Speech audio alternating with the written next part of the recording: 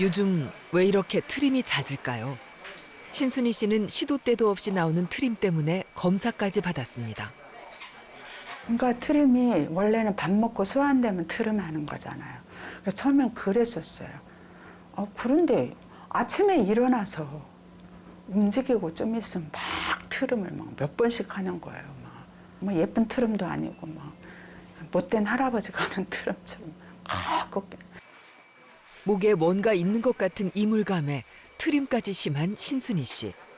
그 불편하신 증상이 어떤 증상이셨죠? 위에서 신물, 짠물 같은 거 넘어오고 트림 너무 심하고 좀 체면이 말이 아니에요. 일단은 위산 역류에 의한 증상이 있으세요. 저희가 검사한 걸 보시면 왜 이제 코로 저희가 관을 넣어가지고 식도에서 위산이 얼마나 식도로 넘나드는지를 측정을 했는데 사실 정상적으로는 위산이 식도로 올라오는 이 시간이 24시간 중에 한 4% 미만이어야 되거든요. 근데 본인은 한 8% 정도 시간에 이 위산이 식도에 머물고 있어요. 그러니까 좀 너무 과도하게 오랫동안 식도에 산이 머물고 있는 현상이 포착이 되어요. 신순희 씨가 받은 검사는 코로 산도 측정 카테터를 넣어 위산이 얼마나 식도로 역류하는지 보는 검사인데요. 그 결과 신순희 씨는 24시간 동안 여러 차례 위산이 식도로 역류하는 것이 확인됐습니다. 산 노출 시간이 8%가 나왔다는 거는 24시간 중에 8%니까 거의 하루에 강한 산 상태로 노출되는 시간이 거의 2시간 가까이 된다는 의미가 되겠습니다. 8%면 좀 심한 편이세요. 식도는 위로 음식을 나르는 20에서 25cm의 소화기관입니다. 식도에는 2개의 관략근이 있어서 수축과 이완을 반복합니다. 음식을 먹으면 상부 식도 관략근이 열리면서 연동 운동이 일어나고 하부 식도 관략근을 통해 위로 내려갑니다. 위에서는 위액을 분비해 소화를 돕는데 식도의 기능이 떨어져 위에 있어야 할 음식물이나 위액이 식도로 역류하게 되면 식도 점막은 위산의 자극을 받으며 다양한 식도 질환에 노출됩니다. 그중 하부 식도 관략근이 헐거워져 위의 내용물이 역류해 식도에 염증을 일으키는 질환이 바로 역류성 식도염입니다. 흔히들 역류성 식도염이라고 많이들 표현을 하시는데 정확한 질환명은 위식도 역류 질환입니다. 위식도 접합부에는 하부 식도 관략근이라고 하는 조임근이 있는데요. 해부학적으로 원래 들어가긴 쉽지만 나오기 어려운 이런 밸브 역할을 하는 부분이 있거든요. 근데 거기가 조금 점점 느슨해지면서 무뎌지기 때문에 위산이 쉽게 역류할 수 있는 그런 경향이 생기고 그런 것이 위식도 역류 또 역류성 식도염이 발생하는 가장 흔한 원인입니다. 증상으로는 가슴이 쓰리고 화끈거리는 것과 산 역류가 주로 나타납니다.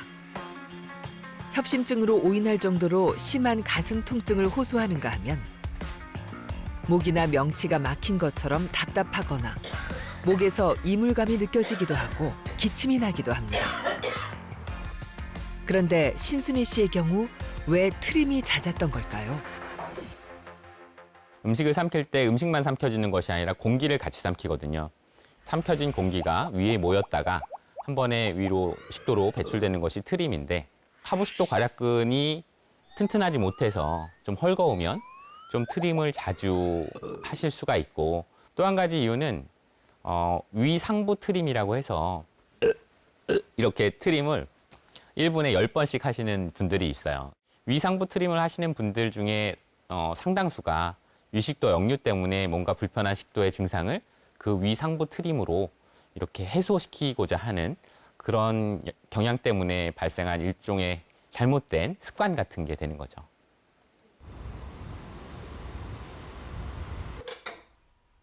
속쓰리게 달려온 맞벌이의 하루. 홍은지 씨는 죽을 먹는 날이 많습니다. 다른 음식을 먹기가 두렵습니다. 그리고 언제나 물 한 잔을 가득 따라 준비하는데요. 거기엔 이유가 있습니다. 너무 저녁에 많이 먹으면 또 잠자는 게 불편해가지고 또 많이 신물도 많이 올라오고 그래서 그래서 오늘은 죽을 먹습니다. 죽을 먹어도 편치 않은 속. 이내 김치를 씻어 먹습니다. 김치 양념조차 먹지 못할 정도로 홍은지 씨의 속 사정은 편치 않습니다. 역류성 식도염으로 고생한 지도 이제 10년이 넘었습니다. 2, 3년 전부터 매운 거를 아예 못 먹겠더라고요. 이런 거는 또. 근데 좀 좋아져가지고 매운 걸 먹었는데 그 다음에 또 탈이 나더라고요. 그래서 그러면 안 되겠다는 생각이 들더라고요. 조심하며 음식을 먹어도 곧바로 신호가 찾아옵니다. 계속 이제 뭔 걸린 느낌이 있다 보니까 먹고 계속 또 트름 나고 이게 역류되는 느낌이라서 그래서 밥 먹을 좀 불편해요. 남들하고 또 같이 밥 먹을 때는 그러면 안 되니까. 이 발이 이 오장육부랑 다 연결돼 있다 해가지고 밥 먹고 나면 이 지압 신발 신어가지고 이렇게 걸으면 조금 더 편해요, 속이. 그리고 계속 또 트름 나오고. 그래도 불편함은 가시지 않고 트림이 계속 납니다.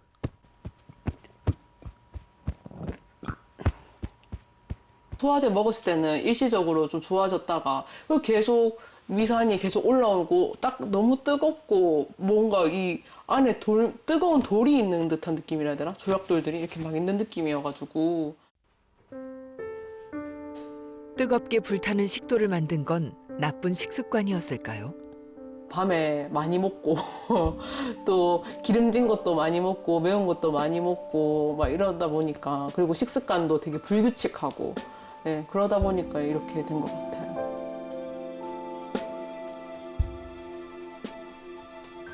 상체를 조금 올려서 자면 위산 역류를 줄일 수 있다고 해서 잠자리까지 신경 쓰며 잠을 청하는데요. 하지만 곧 불편함이 몰려옵니다. 이렇게 통증으로 깨는 날이 많다 보니 밤이 괴롭습니다. 여기에 제 약들이 준비되어 있습니다. 아플 때마다 약을 먹으며 겨우 잠들었던 은지 씨.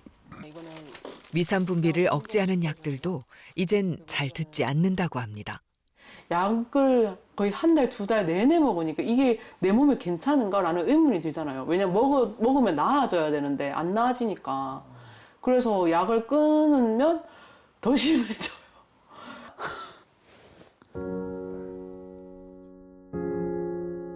근데 겪어본 사람은 알 거예요. 이게 노력을 하는데 노력해도 이게 잘 안 되니까 그럴 땐 좀 속상하죠. 눈물 나면. 결국 2번에 걸쳐 식도 관략근을 조여주는 시술까지 받았지만 증상은 여전했습니다. 왜 이렇게 잘 낫지 않는 걸까요? 윤영훈 교수에게 그녀의 상태를 보여줬습니다.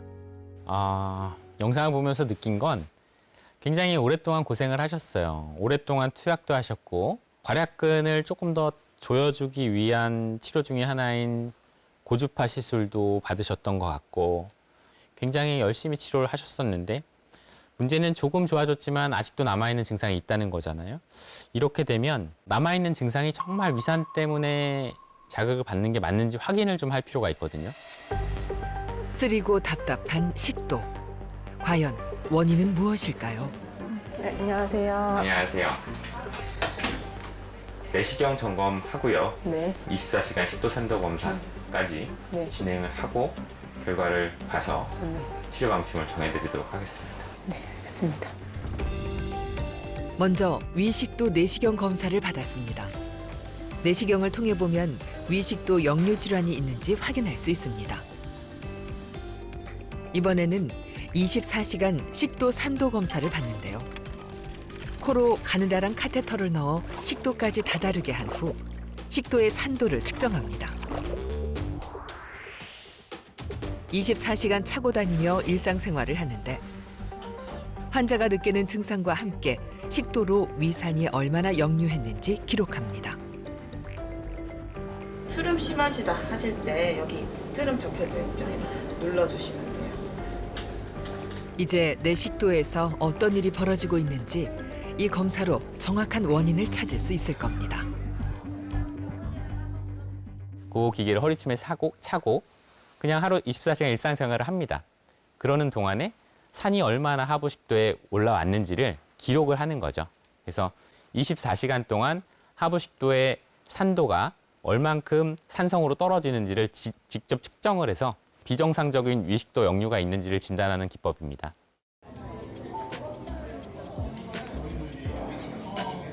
먹는데 불편함이 있습니다. 지금은 사무실입니다. 이렇게 하고 또 일을 보고 있습니다. 하루 종일 코에 달고 있으니까 이물감도 너무 심하고 그리고 헛구역질이 계속 나오는데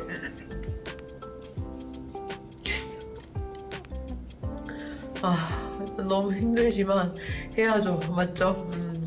저녁은 수제비와 김밥을 먹습니다. 원래 평상시에는 죽을 잘 먹는데 일반식으로 먹어야 산도 검사가 더 정확하다고 해서 평소 증상을 유발하던 음식도 피하지 말고 먹어야 정확한 결과를 얻을 수 있습니다.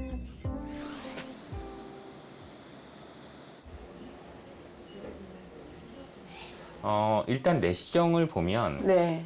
역류성 식도염은 확연히 보이긴 합니다. 아, 예, 이 부분이 위식도 접합부인데 위식도 접합부로부터 한 1, 2cm 정도는 미란성 식도염이 꽤 있으세요. 여기 한 군데, 두 군데, 세 군데 이렇게 길쭉하게. 위산 역류가 심해 식도가 손상된 부분이 확인됐습니다.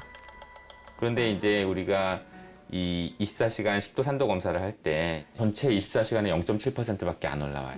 굉장히 적은 수치죠. 그러니까 이 정도의 산 노출은 정상인에서도 누구나 다 있는 정도거든요. 그러니까 거의 정상에 가까운 산 노출에도 본인이 모두 다 증상으로 인지를 하고 있다는 건 본인의 식도가 매우 예민한 상태라는 뜻이에요.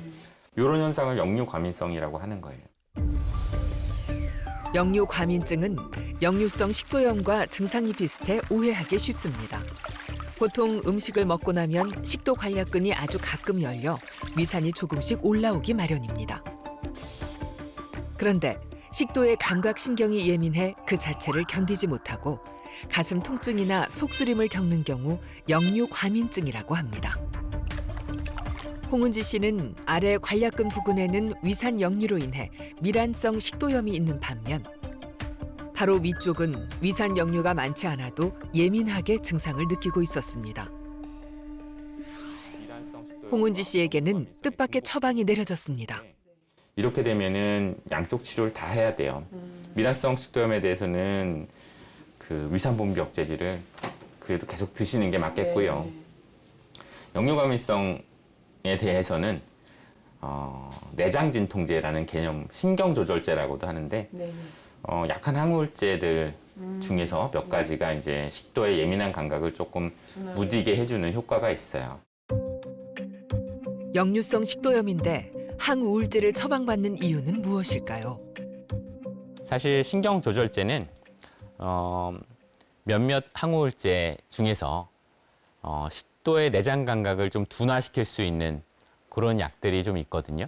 식도에 굉장히 항진된 그런 과민성을 조금 잠재워주는 그런 치료, 저용량의 항우울제 치료를 병행해야 합니다. 통상적으로 3 내지 4주 정도 이상 약을 써야지 호전을 기대할 수 있고 한 60% 내지 70% 정도의 환자분들이 호전을 기대할 수 있습니다. 왜 계속 그런지라고 저도 이제 해볼 만큼 또 해본 것 같은데 이번에 알게 돼서 조금 답답함을 좀 풀렸습니다. 위식도 역류 질환은 과식과 폭식 등 나쁜 식습관, 자극적인 음식과 위산의 역류 등으로 인해 식도가 지속적인 자극을 받으면서 발생합니다. 그로 인해 환자 수가 꾸준히 증가해 5년 사이 약 58만 명이 증가했고 2021년 한 해만 480만 명을 넘어 가히 국민병이 됐습니다. 우리 국민 10명 중 1명이 위식도 역류 질환으로 치료받고 있습니다. 연령별로 보면 60대가 전체의 21%로 가장 많았고 50대 이후는 64%를 차지할 정도로 나이와 관련이 많았습니다. 식도는 단순히 음식물을 통과시키는 통로의 역할만 하는 것이 아니라 그 질환으로 인해서 사실은 삶의 질이 크게 떨어진다든지 생명의 위협을 받을 수 있는 질환들도 생기는 장기이거든요. 우리나라에는 이제 40세가 넘으면 위암 검진을 위해서 최소 2년에 한 번은 내시경을 받으라는 권고안이 있어요. 근데 식도암에 대해서는 사실 그런 공식적인 권고안은 없고요. 흡연력, 음주력이 있는 50대 남자분들은 1년에 한 번 내시경을 보는 것이 식도의 건강을 지키는 데 중요하다고 생각됩니다.